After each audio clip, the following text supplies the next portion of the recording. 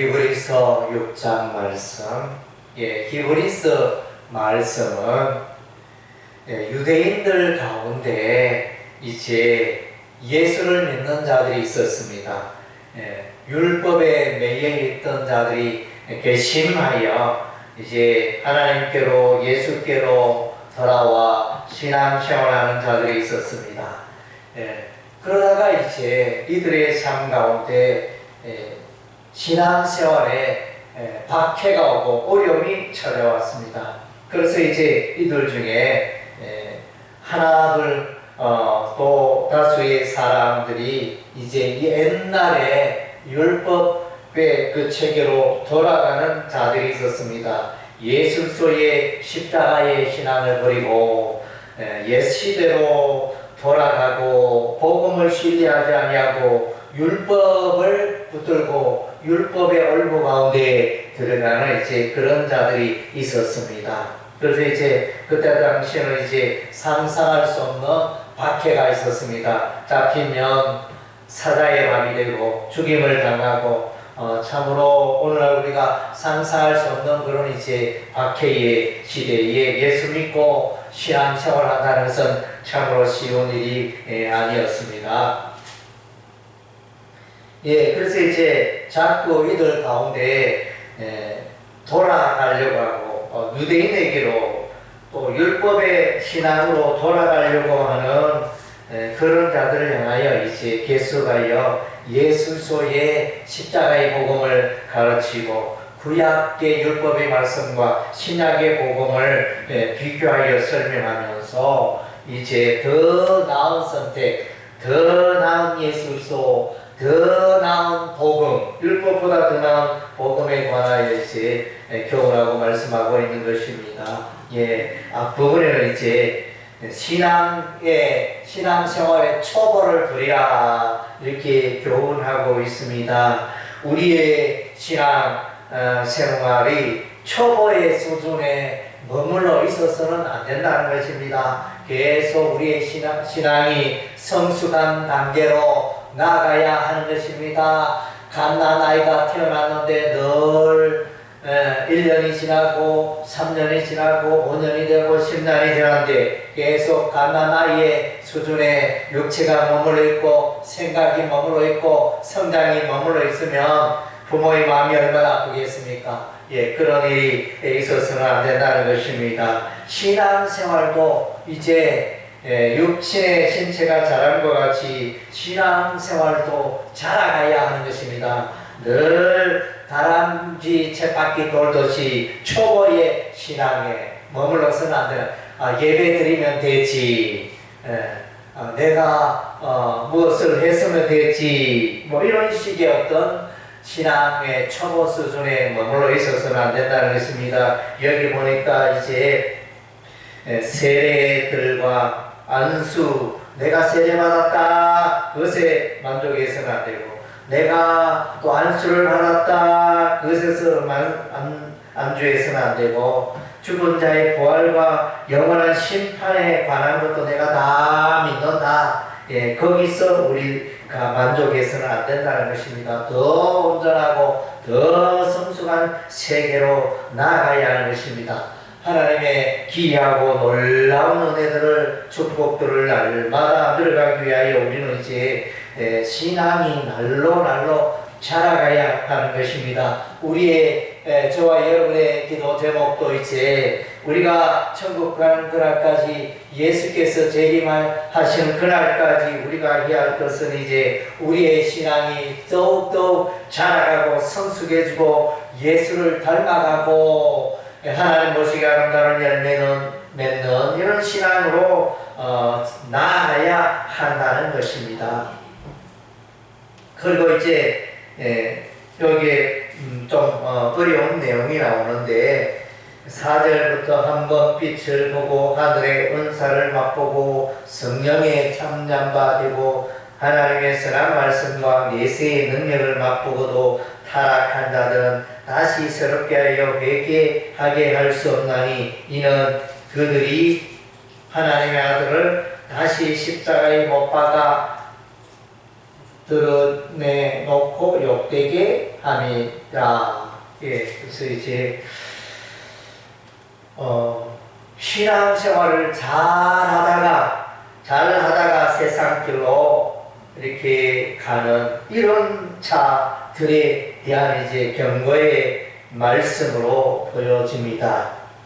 그런데 이제 여기서 문제는 이제 한번 예수를 믿고 성령으로 거듭나면 끝까지 우리 하나님의 뜻이고 반드시 구원에 이르게 되어지는데, 이 사람은 보니까 하나님의 빛을 받고 하늘의 은사를 맛보고 성령에 참여가 되고 하나님의 선한 말씀과 내세의 능력을 맛보고도 타락한 자들은 타락한 자.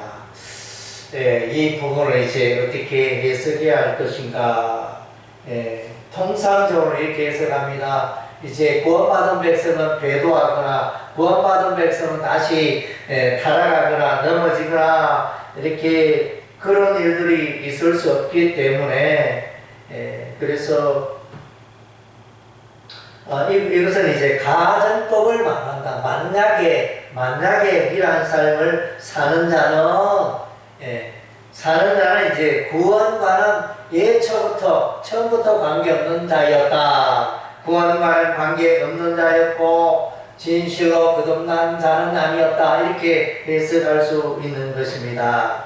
그래서 이제 여기에 보면 이런 이제 그 타락한 자들은 이제 우리가 가라지와 곡식의 비유에 나타나는 것처럼 이제 가라지와 곡식이 자랄 때는 잘 분간이 되지 않습니다. 무엇이 곡식인지 무엇이 가라지인지 잘 분간이 되지 않고 있다가 나중에는 이제 그가 가라지인지 참 곡식인지 드러나게 된다는 그런 말씀을 우리가 이해를 하면 되겠습니다. 그래서 이제 우리의 신앙생활에도 거칠적으로 하는 신앙생활이 있다는 것입니다. 교회에 와서 함께 성경 말씀을 듣기도 하고 설교 말씀을 듣기도 하고 교회에 와서 성도들과 함께 울리기도 하고 열심히 그렇게 하다가 어느 날 이제 보면 교회에 나오지 않습니다. 나는 예수 안 믿어요 이러면서 이런 사람들을 주위에서 이제 우리가 흔하게 볼 수 있습니다. 그래서 학생 시절 때 교회 열심히 다니고 초등학교, 중학교, 고등학교 때 교회 열심히 다녔는데 나중에 어른이 되고 보니까 교회 안 가고 예수 안 믿는 사람과 결혼하고 그래서 내가 언제 예수 믿었느냐 이런 식으로 이렇게 살아가는 모습을 볼 때 참으로 안타깝습니다. 그래서 이제 이 부분은 진실로 하나님의 자녀였던 자들과 다른 한편으로는 이제 하나님의 자녀의 모습을 하고 있지만은 진실로는 하나님의 자녀가 아니었다. 이렇게 볼 수가 있을 것입니다. 어쨌든 이제 고난이 올 때 우리가 넘어져서는 안 된다는 것입니다. 예술소 중심으로 성령의 인도를 받고 하나님의 은혜 가운데 가며 우리가 이 세상을 거슬러서 살아갈 때 우리의 삶 가운데 힘들고 어려운 일이 있을 수가 있습니다. 몹시도 가난할 수가 있습니다. 또 몹쓸 질병이 나에게 찾아올 수도 있습니다. 사업에 부도가 나고 큰 어려움을 겪을 수도 있습니다. 그렇다고 하여 우리가 다시 새 예수를 부인하고 세상 길로 돌아가고 교회에 나오지도 않고 이렇게 신앙생활하는 그런 자들이 있어서는 안 된다는 것입니다. 그래서 우리의 신앙생활은 끝까지 고난이 와도 핍박이 와도 박해가 와도 어려운 일을 당하여도 고난을 당하여도 사업이 망하여도 또 이제 어떤 내 삶에 또 질병 깊은 질병에 걸리는 일이 있더라도 끝까지 마지막까지 예수를 부인하지 않고 예수 그리스도를 믿는 그 신앙 가운데 하나님의 말씀을 사랑하고 기도의 가운데 가며 하나님의 도움을 간구하며 나아가는 그런 이제 인내하며 끝까지 신앙의 줄을 잡는 그런 자가 되어야 할 것입니다. 그래서 우리는 이제 믿음으로 오래 참고 게으르지 아니하고 하나님의 약속을 붙들고 그렇게 신실하게 나아가는 자여야 하는 것입니다. 내가 교회 다녔더니 내가 예수 믿었더니 사업이 왜 이래 안 되노? 나는 교회 안 다녀야 되겠다. 나는 예수를 안 믿어야 되겠다. 내가 교회도 다니고 또 연보도 하고 했는데 왜 내 삶 가운데 이런 또 질병이 찾아왔는가? 예수 안 믿는 자도 건강하게 사는데 예수 믿는 자에게 왜 이런 질병이 찾아왔나? 이렇게 하면서 원망하면서 또 예수님을 부인하고 돌아서는 그런 일들이 있어서는 안 될 것입니다. 그래서 이제 우리가 하나님의 약속을 붙들고 오래 참으며 나아갈 때 우리 하나님의 약속하신 바 은혜와 복을 누리게 되어지는 것입니다. 믿음의 사람은 인내하는 자인 것입니다. 하나님의 약속을 붙들고 하나님의 약속대로 이루어질 것을 믿고 붙들고 나아가는 자인 것입니다. 그래서